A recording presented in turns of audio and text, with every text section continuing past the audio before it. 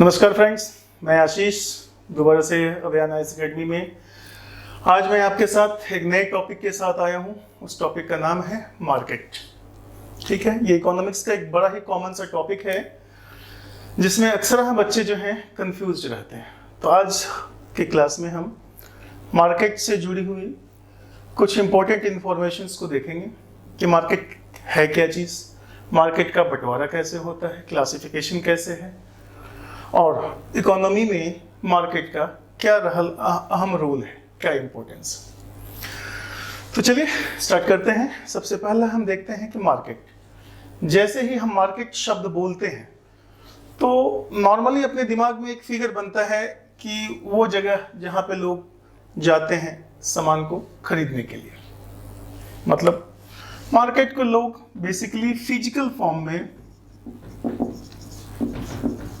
Expect करते हैं। तो पहली बात तो सिंपल और प्लेन भाषा में हम ये समझें, मार्केट एक कॉन्सेप्ट है। किस चीज का कॉन्सेप्ट है भाई? तो ये कॉन्सेप्ट है प्लेस का। वह प्लेस फिजिकल भी हो सकता है और आज हम टेक्नोलॉजिकली ओरिएंटेड हैं तो हम वर्चुअल प्रेजेंस की भी बात करते हैं। तो वर्चुअल फॉर्म, तो यह प्लेस हम दो फॉर्म में एक्सपेक्ट करते हैं। एक फिजिकल फॉर्म जो कि आप अपने आसपास के क्षेत्रों में देखते हो, बाजार हाट, या वो प्लेस जहाँ पे गुड्स और सर्विसेज ऑफर होती हैं, जहाँ पे लोग जाते हैं और उन सामान को खरीदते हैं। दूसरा वर्चुअल फॉर्म, यहाँ पे फिजिकल मूवमेंट नहीं होता है, ना कस्टमर का होता है ना आपका सेलर का होता है। दूसरी भाषा में बात करें तो यह है एक ऑनलाइन प्लेटफॉर्म। ऑनलाइन प्लेटफॉर्म कहने का मतलब यहाँ आप वर्चुअल वर्ल्ड, वर्चुअली आप अपने प्रेजेंस को दिखाते हैं, वर्चुअली ही सेलर अपने सामान को ऑफर करते हैं और वर्चुअली ही कस्टमर उन सामानों को सेलेक्ट करता है और फिर बाद में उसका फिजिकल फॉर्म में डिलीवरी सेलर की तरफ से करवाया जाता है। अपने डे टू डे के लाइफ में देखें तो अमेज़ॉन, फ्लिपकार्ट, ऐसे बहुत सारे शॉपिंग प्लेटफॉर्म हैं जहां पे आप ऑनलाइन जाते हैं और अपने रिक्वायरमेंट के आधार पे चीज़ों को, प्रोडक्ट को, सर्विस को सेलेक्ट करते हैं, ऑर्डर प्लेस करते हैं और उसके बाद उन सामान की डिलीवरी कुछ पर्टिकुलर टाइम के बाद आपके यहाँ होती है। तो हमने क्या देखा कि मार्केट एक ऐसा प्लेस कॉन्सेप्ट है जहाँ पे सेलर्स अपने प्रोडक्ट को ऑफर करते हैं और बायर या कस्टमर उस सामान को खरीदते हैं, चाहे वो फिजिकल फॉर्म में करें चाहे वो वर्चुअल फॉर्म में करें। अब मार्केट एग्जिस्ट करने के लिए एक चीज हमें और देखनी पड़ेगी कि मार्केट में जो भी गुड्स और सर्विसेज खरीदे और बेचे जाते हैं, राइट, चाहे वो फिजिकल फॉर्म में खरीदे बेचे जाएं चाहे वर्चुअल फॉर्म में खरीदे बेचे जाएं, तो वो एक एक्सचेंज वहां होता है, प्रोडक्ट का एक्सचेंज। किसके बीच? बायर और सेलर के बीच ये एक्सचेंज हो रहा है। सेलर और बायर के बीच गुड्स और सर्विस का क्या हो रहा है? एक्सचेंज हो रहा है। तो जब एक्सचेंज होगा तो नो डाउट एक वैल्यू पे होगा। वह वैल्यू एक्सचेंज वैल्यू कहलाएगी। नॉर्मली वो वैल्यू जो होती है वो क्या होती है? प्राइस। मतलब एक्सचेंज वैल्यू क्या है? गुड्स और सर्विस का, उसका प्राइस। जिस प्राइस पे सेलर रेडी होता है अपने प्रोडक्ट को ऑफर करने के लिए और बायर रेडी होता है उस प्रोडक्ट को खरीदने के लिए। अब अलग बात है कि प्राइस जो होता है वह कस्टमर अपने यूटिलिटी के आधार पे देखता है कि वह उसके यूटिलिटी के आधार पे प्राइस ठीक है, मतलब उसके लिए जो जितनी यूटिलिटी है उसके हिसाब से प्राइस चार्ज की गई है या उससे ज़्यादा चार्ज की गई है। ये हम इकोनॉमिक्स में कंज्यूमर बिहेवियर एक चैप्टर है, इसके अंदर हम लोग यूटिलिटी को डिस्कस करेंगे बाद में। यहाँ समझने के लिए हम ये जान रहे हैं कि गुड्स और सर्विस की वैल्यू उसकी यूटिलिटी के आधार पे प्राइस के फॉर्म में आपको डिनोट होती है, जो जिस प्राइस पे सेलर प्रोडक्ट को ऑफर करता है और बायर उस गुड्स को, सर्विस को खरीदता है। तो एक सिंपल फॉर्म में हमने देखा कि मार्केट एक ऐसा जगह है जहां पे गुड्स और सर्विसेज का एक्सचेंज होता है एक प्राइस पे। तो अब मार्केट को अगर हम सम अप करें कि एक मार्केट के रूप में या एक मार्केट में क्या क्या बातें होनी चाहिए, तो हम इसको किस तरीके से सम अप कर सकते हैं। तो सबसे पहले अगर हम मार्केट बोलें तो मार्केट में क्या क्या चीज़ें आती हैं, जो चीज़ें हमने अभी देखा या पढ़ा उन्हीं चीज़ों को हम एक समराइज फॉर्मेट में लिखते हैं। जहाँ कहीं भी मार्केट होगा तो सबसे पहला बात एक प्लेस कॉन्सेप्ट होगा, चाहे वो फिजिकल फॉर्म में हो या वर्चुअल फॉर्म में हो, राइट। वर्चुअल फॉर्म को आप कह सकते हैं ऑनलाइन मार्केट या ऑनलाइन प्लेस, जहां पे गुड्स और सर्विसेज को खरीदा और बेचा जाता है। फिजिकल फॉर्म वो हुआ जहां पे बायर फिजिकली मूव करता है, सेलर फिजिकली मूव करता है अपने गुड्स सर्विस को ऑफर करने के लिए, और बायर फिजिकली मूव करता है उस सामान को खरीदने के लिए। जैसे आपका कोई भी लोकल हाट या मार्केट जहां पे आप फिजिकली जाके सामान को खरीदते हो, वो फिजिकल फॉर्म का एग्जांपल हो गया। तो पहला आया प्लेस कॉन्सेप्ट। दूसरा, उस मार्केट में प्लेस कॉन्सेप्ट एग्जिस्ट किस लिए कर रहा है, क्योंकि वहां कौन है, बायर है और सेलर है। मतलब एक मार्केट एग्जिस्ट करने के लिए अगला एलिमेंट क्या है, बायर और सेलर। बिना बायर बिना सेलर का कोई भी मार्केट एग्जिस्ट नहीं हो सकता है, बिना प्लेस का कोई मार्केट एग्जिस्ट नहीं हो सकता है। तीसरा आता है आपका मार्केट इंफॉर्मेशन। मार्केट इंफॉर्मेशन, भाई अगर आप फिजिकल फॉर्म में जा रहे हैं तो आपको पता होना चाहिए कि ये गुड्स और सर्विस किस जगह पे उपलब्ध है या किस जगह पे ऑफर हो रहा है। एज बीइंग अ कस्टमर आपको इंफॉर्मेशन चाहिए कि वो प्लेस क्या है जहाँ पे ये सामान ऑफर हो रहा है, क्या स्कीम्स हैं, क्या ऑफर्स हैं, क्या प्राइस हैं, कौन बेचने वाले हैं, मार्केट किस पीरियड में खुलता है। तो मतलब इस गुड्स और सर्विसेज को खरीदने बेचने से जुड़ी हुई हर इंफॉर्मेशन वो इसमें आ गई। इसको हम कॉमन रूप से कहते हैं मार्केट इंफॉर्मेशन। इसके बाद अगर हम देखें तो इसमें क्या क्या आता है, इसमें आ गया आपका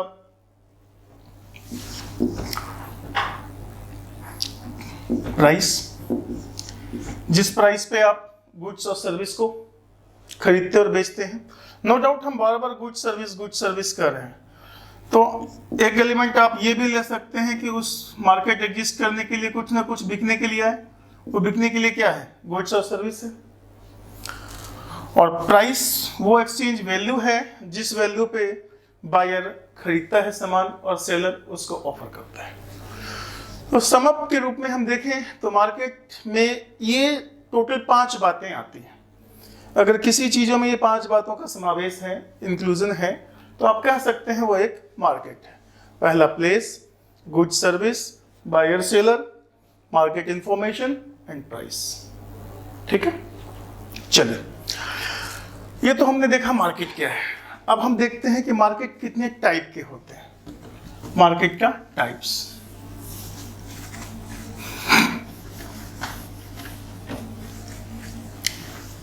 चलिए अब हम आते हैं टाइप्स ऑफ मार्केट।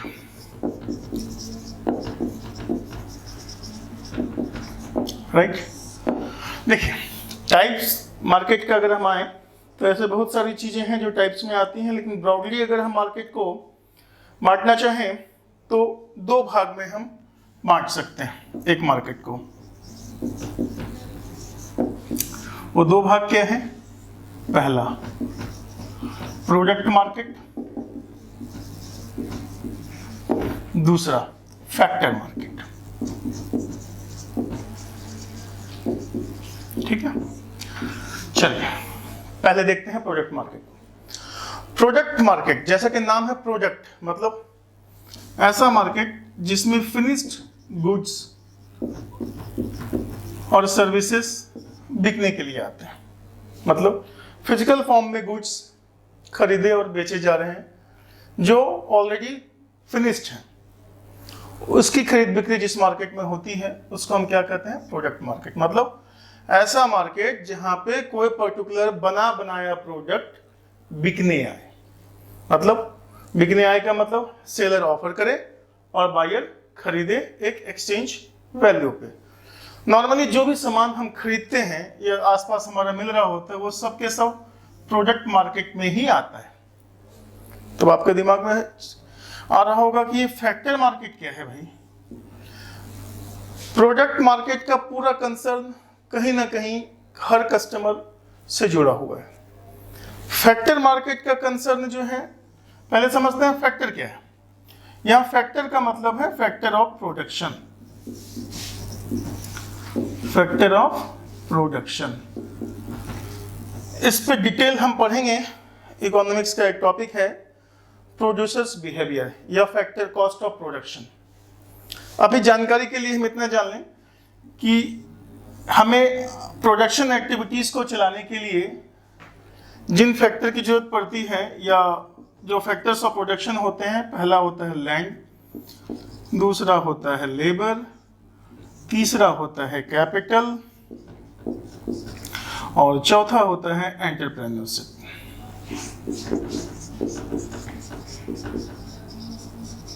ठीक है, ओके। अब हम देखते हैं कि फैक्टर मार्केट ऐसा मार्केट जहां पे इन चीजों का क्या होता है, ये चीजें ऑफर होती है, इन चीजों की बोली लगती है, इन चीजों को खरीदा बेचा जाता है। तब आपके दिमाग में चल रहा होगा कि ये चीजें कहाँ खरीदी बेची जाती हैं। सपोज कीजिए, इसको एक हम एग्जांपल लेते हैं। मान लीजिए आप प्रोड्यूसर हैं, आप प्रोडक्शन एक्टिविटीज करना चाहते हैं या ऑलरेडी कर रहे हैं। आपको एक्स्ट्रा स्पेस की जरूरत है, आपको एक्स्ट्रा रिसोर्सेज की जरूरत है। तो वो रिसोर्सेज कहाँ है मिलता है आपको? मार्केट में मिलता है। किस जगह मिलता है? जिस जगह पे मिलता है वह जगह उस रिसोर्स का क्या हो गया? मार्केट हो गया। सपोज कीजिए आपको फैक्ट्री के लिए स्पेस की जरूरत है।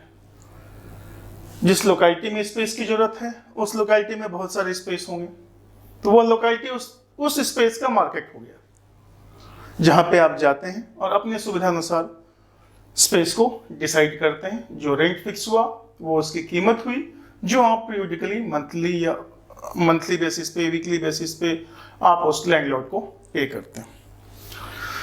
दूसरा एग्जांपल ले लीजिए, लैंड के अंदर ही। लैंड का मतलब केवल वो पीस ऑफ लैंड नहीं हुआ, इस पर डिटेल हम बात करेंगे फैक्टर्स ऑफ प्रोडक्शन में।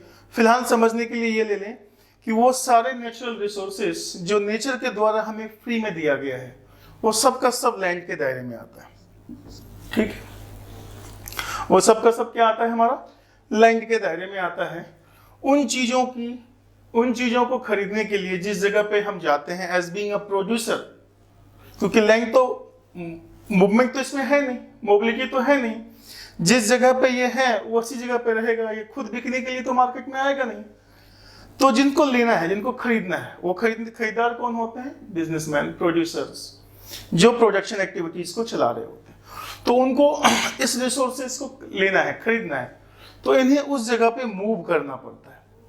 और वो रिसोर्सेस नेचुरली जिस किसी के भी ऑनरशिप में होता है, ठीक है, वह उसको एक पर्टिकुलर प्राइस पे यह रिसोर्स ऑफर करता है प्रोड्यूसर को कि आप इस प्राइस पे इस चीज को खरीद सकते हैं। तो वही प्राइस इस लैंड का क्या होगा? Exchange value. और वो जगह क्या हो गया? इस लैंड का मार्केट हो गया। दूसरा है लेबर। सबसे वोलेटाइल फैक्टर लेबर है। लेबर में मोबिलिटी होती है, लेबर एक लोकेशन से दूसरे लोकेशन जाते हैं। यहां लेबर का मतलब हो गया वर्क फोर्स, चाहे वो मेंटल वर्क करने वाले हों, चाहे वो फिजिकल वर्क करने वाले हों। आप अपने आसपास के क्षेत्रों में देखते होंगे कि एक पर्टिकुलर प्लेस होता होगा जहां पे दिहाड़ी मजदूर जो होते हैं वो काम सुबह सुबह आपको वहां पे बैठे मिल जाएंगे। अगर आपको मजदूर की जरूरत है तो आप उस जगह पे जाते हैं, जितने मजदूर चाहिए उनसे बात करते हैं कि भाई दिहाड़ी क्या लोगे, उस हिसाब से उतने लेबर को आप सेलेक्ट करके ले आते हैं। तो लेबर मार्केट जहां पे लेबर फिजिकली मूव करते हैं, मतलब यहां प्रोड्यूसर को मूव नहीं करना होता है, यहां लेबर मतलब फैक्टर्स जो हैं वो खुद मूव कर रहा है अपने मेहनत को सेल करने के लिए। वो नॉर्मली जो मेहनत जिस रेट पे वो सेल करता है हम लोग उसको वेजेस के नाम से जानते हैं, मंथली है तो सैलरी के नाम से जानते हैं। तो जिस रेट पे भी वर्कर्स अपने वर्क को ऑफर करता है प्रोड्यूसर को, वो रेट या वो प्राइस लेबर का एक्सचेंज वैल्यू हो गया। और जिस जगह पे लेबर अपने आप को फिजिकली प्लेस करता है कि लोग आए, लोग मतलब प्रोड्यूसर्स आए, मैन्युफैक्चरर्स आए, उसको हायर करें, वह प्लेस हो गया लेबर मार्केट। ठीक है। तीसरा फैक्टर है हमारा कैपिटल। देखिए, किसी भी बिजनेस को स्टार्ट करने के लिए कैपिटल का अहम रोल है, फाइनेंस का अहम रोल है, क्योंकि फाइनेंस की कमी की वजह से बिजनेस हो सकता है नुकसान कमाए, हो सकता है जितना परफॉर्मेंस वो कर सकता है वो उतना ना कर पा रहा हो। तो कैपिटल मतलब एक प्लेन भाषा में, चूंकि हम मान के चलते हैं, हो सकता है आपका फाइनेंस का बैकग्राउंड ना हो तो आपको बहुत हद तक समझ में ना हो। तो कैपिटल मतलब ये समझिए कि आपको अपने बिजनेस करने के लिए जितने फंड की जरूरत है, जो आप बिजनेस में लगाते हैं, वो है कैपिटल। ठीक है। चाहे जिस भी फॉर्म में आप बिजनेस करें, सोल प्रोप्राइटरी में करें, पार्टनरशिप में करें, कंपनी के फॉर्म में करें, जिस भी फॉर्म में करें, तो बिजनेस को चलाने के लिए आपको फंड की जरूरत है, पैसे की जरूरत है। अब पैसा तो खुद आएगा नहीं आपके पास कि भाई लो हम आए हैं। नॉर्मली ये कौन होते हैं? बैंक्स या फाइनेंशियल इंस्टीट्यूशंस होते हैं जो आपको फंडिंग ऑफर करते हैं। जिस रेट पे ऑफर करते हैं वो रेट हो गया, नॉर्मली उसको हम इंटरेस्ट रेट के नाम से जानते हैं, और वो कॉस्ट हो गया कैपिटल कॉस्ट, मतलब जो कैपिटल जो फंड आप यूटिलाइज कर रहे हैं, या दूसरी भाषा में बात करें, जिस रेट पे फाइनेंशियल इंस्टीट्यूशंस फंड को ऑफर करते हैं कि आप आइए बिजनेस करना है, आपको फंड चाहिए, इस ब्याज रेट पे, इस इंटरेस्ट रेट पे हमसे ले जाइए। वो इंटरेस्ट रेट इस कैपिटल का क्या हो गया? Exchange value. और वो ये जितने फाइनेंशियल इंस्टीट्यूशंस हैं, ये क्या हो गया? इसका मार्केट, इसका प्लेस, जहां पे आपको फंडिंग रिक्वायरमेंट पूरी की जाती है। बहुत जगह पे क्या होता है? प्राइवेट फंडिंग भी होती है, मतलब प्राइवेट प्लेयर्स भी, प्राइवेट मार्केट में ऐसे लोग होते हैं जो ब्याज पे पैसे चढ़ाते हैं।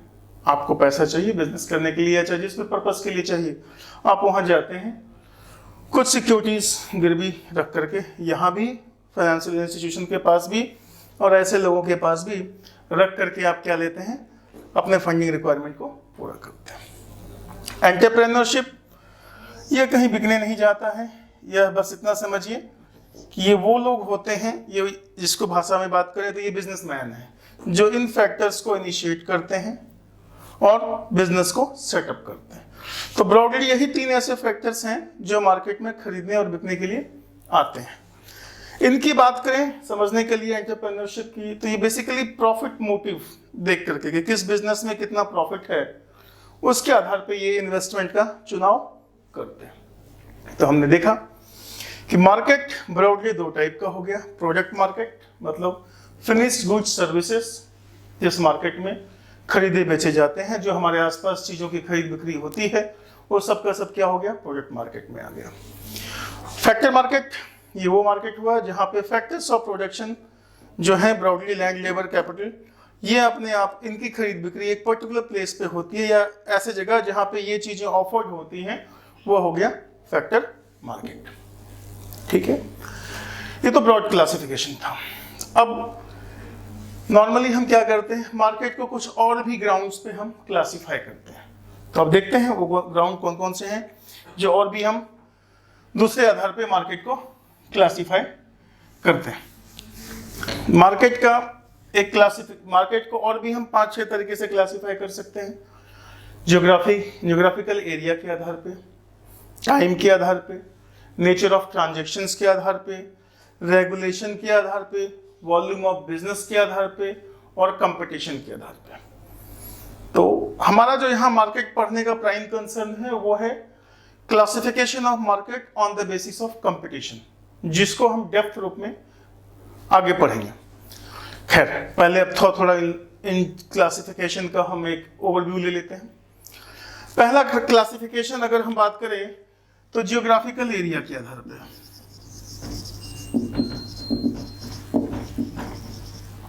देखिए, जियोग्राफिकल एरिया का मतलब हो गया कि कोई भी क्षेत्र जो अपने आप को क्लासिफाई किए हुए है। जैसे हम लोग बात करते हैं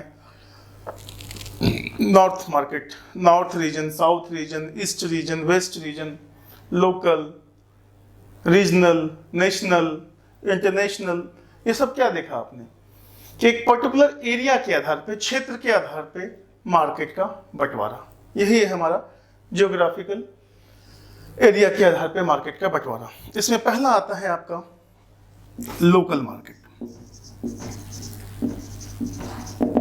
देखिए, लोकल मार्केट जैसा कि नाम है, यह एक पर्टिकुलर लोकेलिटी, लोकेलिटी का मतलब हुआ एक पर्टिकुलर क्षेत्र, एक पर्टिकुलर प्लेस, वहीं तक यह मार्केट सीमित होता है।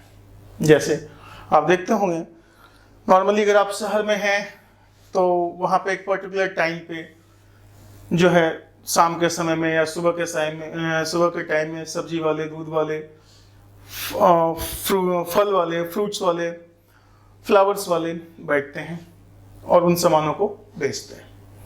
ग्रामीण क्षेत्र में चले जाइए तो रोज शाम को हाट लगता है जहाँ पे लोग जाते हैं और घर के लिए सब्जियां, फल फ्रूट, दूध, मछली, मिठाई, इन चीज़ों की खरीदारी करते हैं। तो लोकल मार्केट जो है एक बड़े ही सीमित क्षेत्र है, एक बड़े ही सीमित दायरे में एक पर्टिकुलर पीरियड, एक पर्टिकुलर टाइम के लिए खुलता है। नॉर्मली मॉर्निंग, इवनिंग ऐसे ही खुलता है।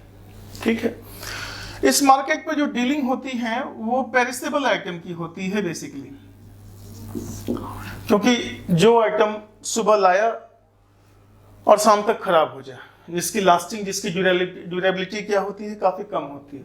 नॉर्मली वेजिटेबल्स का हो गया, दूध का हो गया, चिकन, राव चिकन का हो गया, फिश का हो गया, ये सब जो होते हैं लंबे समय तक स्टोर नहीं हो सकते। सुबह लाया, शाम तक बेच के निकल लिया। तो इन सब बेसिकली लोकल मार्केट में जो सामान बेचे जाते हैं वो वैसे होते हैं जो पेरिसेबल इन नेचर होते हैं, जिसकी ड्यूरेबिलिटी घंटों की होती है। और चूंकि जैसा हमने बताया आपको लोकल मार्केट नाम है तो एक पर्टिकुलर छोटे से क्षेत्र में सीमित है, तो खरीदार मतलब बायर और सेलर्स भी लिमिटेड होंगे, काम करने का मार्केट का दायरा भी छोटा हो गया। चलिए, दूसरा आता है हमारा, लोकल से थोड़ा सा ऊपर उठे हम तो दूसरा हमारा आ गया रीजनल मार्केट।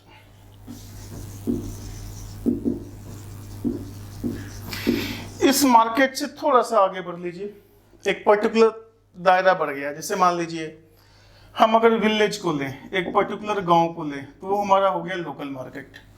लेकिन वह विलेज जिस शहर में पड़ता है, जिस टाउन में पड़ता है, वो टाउन क्या हो गया, रीजनल मार्केट। तो नॉर्मली रीजनल मार्केट में जो सामान खरीदा और बेचा जाता है वो उसकी ड्यूरेबिलिटी जो होती है वो ज़्यादा होती है। नॉर्मली फूड ग्रेन्स, ठीक है, या ऐसे सॉलिड आइटम्स जिसकी ड्यूरेबिलिटी लंबी होती है, उसका खरीदारी या उसकी बाइंग सेलिंग इस मार्केट में होती है। जैसा कि नाम है रीजनल मार्केट, तो मतलब एक पर्टिकुलर रीजन जो हुआ लोकेलिटी से बड़ा हुआ। जैसे मैंने बताया गांव है, एक विलेज है, उस विलेज में जो मार्केट लगा वो हो गया लोकल मार्केट। लेकिन उसी से वो विलेज जिस शहर में आया तो उस पूरे शहर, इस ऐसे गांव के मान के चलिए 50 गांव इस टाउन के दायरे में आते हैं, तो 50 गांव के लोग इस टाउन में आते हैं अपने खरीदारी करने के लिए। तो टाउन क्या हो गया हमारा, रीजनल मार्केट। चलिए बस एक ओवरव्यू लेते हैं। तीसरा हो गया हमारा नेशनल मार्केट। देखिए, जैसा कि इसका नाम है नेशनल मार्केट, देश की बाउंड्री के अंदर जितने भी मार्केट एग्जिस्ट करते हैं वो सब के सब कहाँ आ गए, नेशनल मार्केट के दायरे में आ गए। ठीक है, दिल्ली का मार्केट, मुंबई का मार्केट, बेंगलोर का मार्केट, मतलब सिंपल और प्लेन भाषा में कहें तो देश के ज्योग्राफिकल टेरिटरी के अंदर जितने भी सामानों की खरीदारी बिक्री होती है वो सब नेशनल मार्केट के दायरे में आएगा। तो नो डाउट इसका एरिया भी क्या हो गया, बहुत बड़ा हो गया। पूरा जितना बड़ा देश है उतना बड़ा इसका एरिया हो गया। कस्टमर्स भी उसी हिसाब से हैं और खरीद एक्सचेंज वैल्यू भी जो होती है यहाँ पे इन टोटल, मतलब जितने रुपए का गुड्स सर्विस की खरीदारी होती है वो बहुत ज़्यादा होती है। ठीक है, लास्ट क्लासिफिकेशन है हमारा इंटरनेशनल मार्केट। मतलब अब हम देश की टेरिटरी से बाहर निकले, ठीक है, मतलब अपना सामान, सपोज कीजिए हम इंडिया में, तो एक इंडिया के ज्योग्राफिकल दायरे में जितने भी मार्केट एग्जिस्ट किए वो सब नेशनल मार्केट के दायरे में आ गए। लेकिन इंडिया से जैसे हम बाहर निकले, अपने सामान को खरीदे या बेचे, सपोज कीजिए जैसे मान के चलिए इंडिया जो है राइस का सेकंड सबसे बड़ा एक्सपोर्टर है। बासमती राइस बड़ी मात्रा में इंडिया से एक्सपोर्ट होता है। कहाँ होता है? यूएई हो गया, चाइना हो गया, यूके हो गया, यूएसए हो गया, इन सब कंट्रीज में एक्सपोर्ट होता है। तो ये सब जहाँ जहाँ एक्सपोर्ट हुआ, ठीक है, वहाँ के बायर्स हमसे सामान खरीदे, तो क्या हुआ? इंटरनेशनल टेरिटरी को आपने पार कर दिया, तो ये क्या आ गया? इंटरनेशनल मार्केट के दायरे में आ गया। ठीक इसी तरीके से इंडिया बाहर से सामान इंपोर्ट भी करता है। जैसे मान लीजिए ऑयल सीड्स सबसे ज़्यादा इंपोर्ट होता है इंडिया में, कुकिंग ऑयल। तो हम जिस जिस कंट्री से मंगाते हैं, तो उनके लिए हमारा देश क्या हो गया? इंटरनेशनल ट्रेडिंग के दायरे में आ गया। तो ये एक छोटा सा क्लासिफिकेशन था हमारा ज्योग्राफी के आधार पे मार्केट का। चलिए आगे बढ़े। टाइम के आधार पे अगर हम मार्केट को बांटें, तो नॉर्मली लोग कहते हैं ना short time, short period of time, long period of time. Normally दो ही होता है, लेकिन बहुत ज्यादा बाल की खाल निकालना हो गया तो आप कह सकते हैं very short period of time, very short period of time. दूसरा हो गया शॉर्ट पीरियड ऑफ, वेरी हटा दिए, क्या हो गया? Short period of time. तीसरा हो गया लॉन्ग पीरियड ऑफ टाइम। देखिए, मतलब यहां मार्केट का जो क्लासिफिकेशन है वो समय के आधार पर हो रहा है कि मार्केट कितने समय के लिए खुल रहा है। घंटों में खुल रहा है तो वेरी शॉर्ट पीरियड, घंटे से बढ़ जाइए, डेज में आ जाइए तो शॉर्ट पीरियड, और हमेशा खुला रहता है तो लॉन्ग पीरियड। ठीक है, जैसे मान के चलिए अभी हमने एग्जांपल दिया, गांव का मार्केट है या लोकल, आप देखते होंगे जहां आप रहते हैं, सुबह और शाम दो समय में ठेले पे सब्जी लेकर के बेचने के लिए वो लोग आते हैं। तो उनका ड्यूरेशन क्या होगा? घंटों का, 2 घंटा, 4 घंटा, ऐसे 2 आवर्स, 4 आवर्स के लिए वो आते हैं और सामान को बेच के चले जाते हैं। तो this is the example of very short period of time market. Short period, इसको समझने के लिए आप ले सकते हैं, जैसे मान के चलिए कि पूरे दिन के लिए मार्केट खुला, या आप अपने अगर मान लीजिए दिल्ली में रहते हैं तो आप देखते होंगे कि वीकली बाजार लगता है या पूरे डेज के लिए बाजार जाता है, कि मान लीजिए 10 से शाम के 6 बजे तक मार्केट खुला रहेगा, या सप्ताह में 3 दिन मार्केट खुला रहेगा। तो ये क्या हो गया? शॉर्ट पीरियड ऑफ टाइम, क्योंकि यहाँ पे मार्केट का बंटवारा ही हो रहा है कि मार्केट कितने समय के लिए ओपन है। ठीक है, long period of time, market एक लंबे समय, ईयर्स, डे, मंथ्स, डेज खुले रहते हैं। आज इसका एग्जांपल आप बहुत बढ़िया तरीके से समझ सकते हैं। बहुत जगह आप लिखा देखते होंगे 24x7x365 डेज में हम ओपन रहते हैं, मतलब मार्केट हमेशा खुला होगा, कभी बंद नहीं होता है। This is an example of long period of time. चलिए दूसरा क्लासिफिकेशन भी हो गया। अब हम तीसरा क्लासिफिकेशन देखें।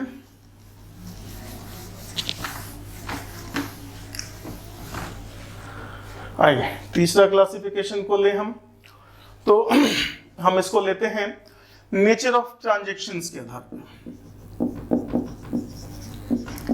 नेचर ऑफ ट्रांजैक्शंस, ठीक है। अब देखिए, यहां ट्रांजैक्शन का मतलब कह लीजिए एक्सचेंज। समझिए जिस कीमत पे, जिस वैल्यू पे आप खरीदारी करते हैं, वो क्या है? एक्सचेंज को हम मानिए।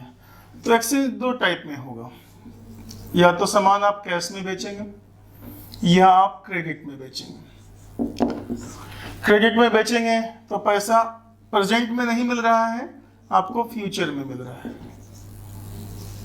ठीक है, तो इसको आप कैश मार्केट कह सकते हैं, इसको फ्यूचर मार्केट कह सकते हैं। इसका दूसरा नाम है स्पॉट मार्केट।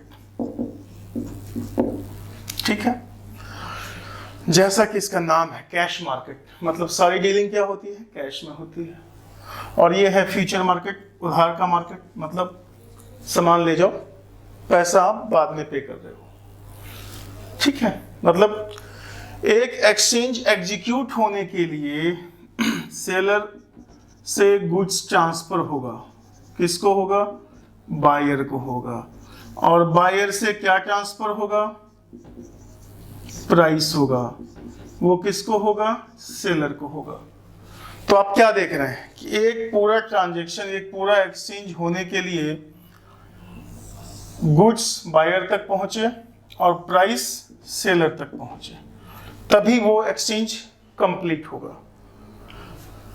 इसका फ्यूचर, अगर आप कह सकते थे कि सामान दे दिया हमने, मार्केट में ट्रांजैक्शंस हो गया, तो इसको हम अभी क्यों नहीं स्पॉट मार्केट में रखें, क्योंकि यहाँ ट्रांजैक्शन कंप्लीट होने के लिए, जैसा मैंने बताया, सेलर से गुड्स बायर तक पहुंचे और बायर से पेमेंट मतलब प्राइस के रूप में सेलर तक पहुंचे। तो जब तक ये पूरा चेन पूरा नहीं होगा, एक्सचेंज हमारा पूरा नहीं होगा, ट्रांजैक्शन हमारा पूरा नहीं होगा। तो इसका फ्यूचर नाम इसलिए दिया गया क्योंकि यहाँ गुड्स तो बायर तक पहुंच जा रहा है, लेकिन प्राइस सेलर तक नहीं पहुंच रहा है। प्राइस सेलर तक का पहुंच रहा है, फ्यूचर में पहुंच रहा है, चाहे वो 2 दिन बाद पहुंचे, 2 सप्ताह बाद पहुंचे, जितने दिन का भी उधार सेलर ने बायर को दिया है। ठीक है, तो ये था हमारा कैश मार्केट और ये था हमारा फ्यूचर मार्केट। अब हम देखते हैं अगला क्लासिफिकेशन।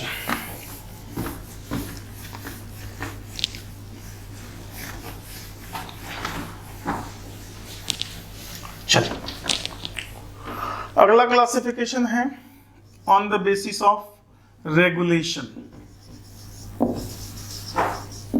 देखिए, रेगुलेशन को आप बोल सकते हैं दो भाषा में बांट सकते हैं कि भाई या तो वो रेगुलेटेड होगा या नॉन रेगुलेटेड होगा।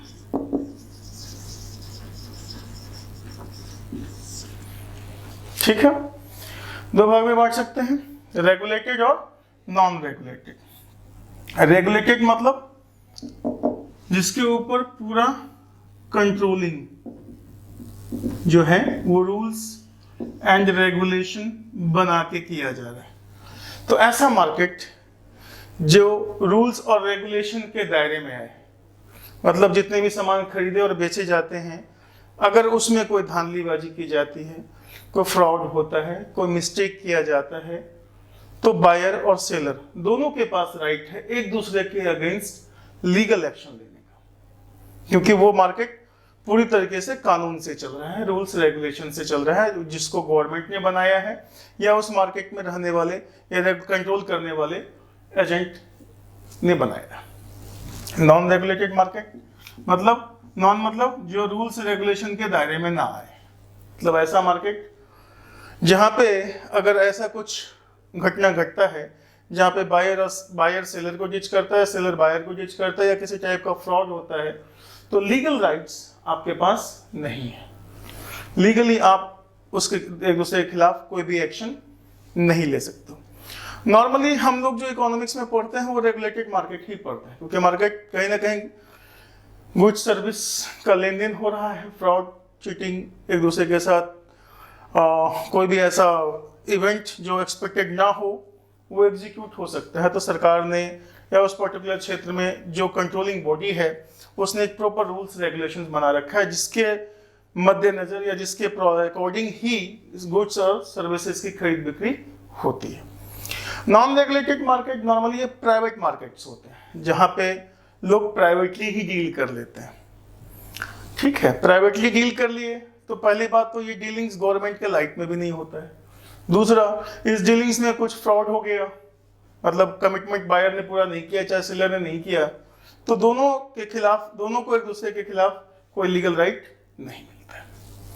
चलिए अगला क्लासिफिकेशन देखें, on the basis of business. देखिए, अब बिजनेस का साइज जो है, वॉल्यूम ऑफ बिजनेस के आधार पे हम देखें क्लासिफिकेशन क्या, वॉल्यूम ऑफ बिजनेस, मतलब वॉल्यूम मतलब क्वांटिटी, कि बिजनेस की क्वांटिटी क्या है, मतलब बिजनेस की क्वांटिटी का मतलब एक्सचेंज वैल्यू की क्वांटिटी कितनी है। ठीक है, तो एक्सचेंज वैल्यू की क्वांटिटी क्या हो सकती है, या तो लार्ज हो सकती है या स्मॉल हो सकती है, कोई बात है। लार्ज लेवल पे आप एक्सचेंज करते हैं तो नॉर्मली उसको हम लोग किस रूप में जानते हैं, होलसेलर्स के रूप में जानते हैं, और स्मॉल लेवल पे चले तो रिटेलरिंग के रूप में जानते हैं। तो पहला क्या हो गया, होलसेलर मार्केट। बट नेचुरल है कि बड़ी मात्रा में, बड़े वॉल्यूम में आप गुड्स सर्विसेज खरीद रहे हैं या बेच रहे हैं, तो प्राइस भी यहाँ क्या होता है, वॉल्यूम के आधार पे कम या ज्यादा होता है। तो होलसेल मार्केट वो मार्केट हुआ जहां पे लोग थोक में सामान खरीदते हैं, बड़ी मात्रा में सामान खरीदते हैं। रिटेल, अब होलसेलर में क्या हुआ, डायरेक्टली बेचने वाला मैन्युफैक्चरर से सामान बाय कर रहा होता है। रिटेलिंग बिजनेस में क्या होता है, आप स्मॉल मात्रा में सामान खरीदते हो, जो बेसिकली होलसेलर ही होते हैं। अगर मार्केट में गुड्स पहुंचाने का तरीका मैन्युफैक्चरर, होलसेलर, रिटेलर, कस्टमर है, तो आज कंपटीशन बढ़ गया है, बीच के मिडलमैन सब हटाना चाह रहे हैं, तो कंपनियां क्या करती हैं, मैन्युफैक्चरर, रिटेलर, कस्टमर तक बना सकती हैं चेन, या मैन्युफैक्चरर और कस्टमर, ये तीनों फॉर्म्स हमें मार्केट में देखने को मिलते हैं। हम बात कर रहे हैं अभी इस फॉर्म की। यहाँ रिटेलर्स स्मॉल क्वांटिटीज में होलसेलर से सामान खरीदता है और अल्टीमेट कस्टमर को बेचता है। तो जो होलसेलर जहां पे, जिस जगह पे उपलब्ध है रिटेलर्स को बेचने के लिए, वो रिटेलर के लिए मार्केट हो गया, और होलसेलर जहां से सामान खरीदता है मैन्युफैक्चरर से, वह होलसेलर का मार्केट हो गया। होलसेल मार्केट मतलब जहां पे, ऐसा मार्केट जहां पे आपको स्मॉल क्वांटिटी नहीं मिलेगी, बड़ी क्वांटिटी में आपको गुड्स खरीदना पड़ेगा। रिटेल मार्केट जहां पे आपको स्मॉल क्वांटिटीज अवेलेबल हैं, अलग बात है, यहाँ पे प्राइस ज्यादा होता है, यहाँ पे प्राइस कम होता है। चलिए लास्ट क्लासिफिकेशन देखें। लास्ट क्लासिफिकेशन है हमारा on the basis of competition, जैसा कि मैंने पहले भी बताया था आपको, इसी को हम ब्रॉडली आगे पढ़ेंगे कि कंपटीशन के आधार पे कंपटीशन कितने टाइप के होते हैं, और उसको डिटेल में हम पढ़ेंगे। देखिए,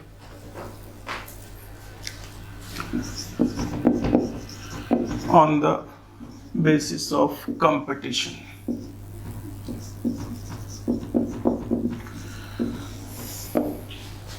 देखिए कंपटीशन को हिंदी में हम लोग जानते हैं प्रतियोगिता। ठीक है, देखिए यहां कंपटीशन का आधार क्या है, प्रतियोगिता का आधार क्या है। यहां बात हो रही है सेलर की। सेलर आपस में कंपटीशन करेंगे, प्रतियोगिता करेंगे, किसको लेकर के, कस्टमर को लेकर के।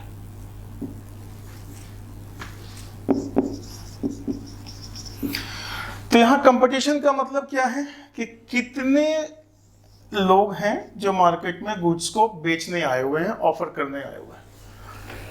अगर ज्यादा होंगे तो नो डाउट बेचने वाले ज्यादा होंगे, कस्टमर तो उतना ही है या स्लाइटली इंक्रीजिंग कस्टमर में हो रहा है, तो इन लोगों का कस्टमर बेस क्या होगा, कम होगा। कम कस्टमर इनके सामान को, मतलब पर सेलर जो है कस्टमर की मात्रा क्या होगी, कम होगी। तो कंपटीशन के आधार पर अगर हम मार्केट को बांटें तो अपने पास क्या फॉर्म्स आते हैं। पहला है आपका परफेक्ट कॉम्पिटिटिव मार्केट्स, दूसरा है आपका इम्परफेक्ट,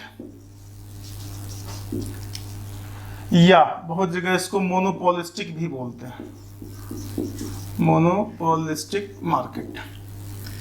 तीसरा है आपका मोनोपोली, चौथा है आपका ओलिगोपोली।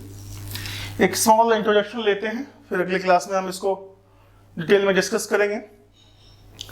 परफेक्ट मतलब यहां बेचने वाले क्या होते हैं, वेरी लार्ज, मतलब सेलर्स की क्वांटिटी क्या होती है, बहुत ज्यादा होती है, मतलब बड़ी मात्रा में, इनॉर्मस क्वांटिटी में सेलर्स उपलब्ध है मार्केट में सामान को बेचने के लिए। तो नो डाउट कस्टमर बेस पर हेड बहुत कम मिलता है। इसको थ्रोट कटिंग कंपटीशन के नाम से भी हम जानते हैं।